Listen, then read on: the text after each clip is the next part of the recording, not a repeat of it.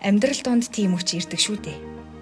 Сэтгэлийн амар амгалан үе болж завгүй байсаар бодит амьдралаа шалгалгүй.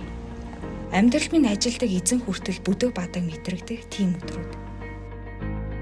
Тиймээс одоо буцахыг хүсэж байна. Эзэнтэй уулзаа тогтолсон тэр өдөр лөө. Миний дотор халуун сэтгэл бэлхэн байсан тэр өдөр лөө. Амьдрал минь зөвхөн эзнэр дүүрэн байсан тэр өдөр лөө. Буцахыг хүсэж байна. Одоо ч намайг дуудажгүй тэр газар лөө.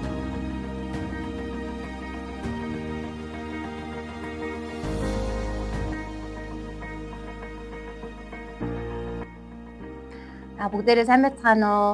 2011 онд аврагдсан дуламж байна. Энэ жил ингээ 13 дахь жилдээ ингээ оролцсонгоо үргэлж ингээ талархаж байгаа зүйл маань яг ингээ залуу насаа бүрэн эзэн дотор өнгөрүүлж байгаа учраас илүү ихээр талархаж байна. Өрсөн хугацаанд алдах үе бас ингээ шантармаар санагдах үеуд байсан ч гэсэн тэр бүгдийн ингээ хүчийг авч чаддаг бас чиглүүлэгч маань болж өгдөг зүйл бол яхаа аргагүй ингээд залуучдын маань цугларалт болж өгч байсан.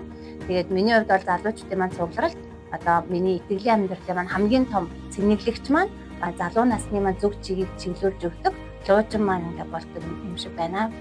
Тэгээд дуулал 103-5 дээр залуу нас чинь бүргэд мэд шинжлэхийн тулд тэрээр амьдралыг чинь сайнаар ингээд хангаж өгөө гэж тэр хамгийн сайнаар хангаж өгдөг газар нь яхаа аргагүй чуулган бас залуучдын маань цугларалт ингээд болж өгдөг юм шиг байна.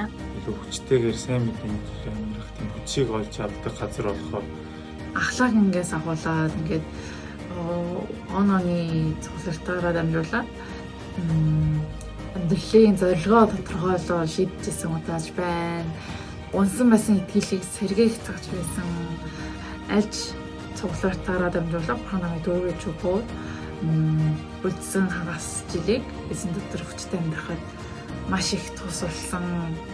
Эм тан шиг удаан часан ясны шившиг гоё тавларт байдаг. Тэгээ миний хувьд бол тийм аргагүй маш үнцэнтэй.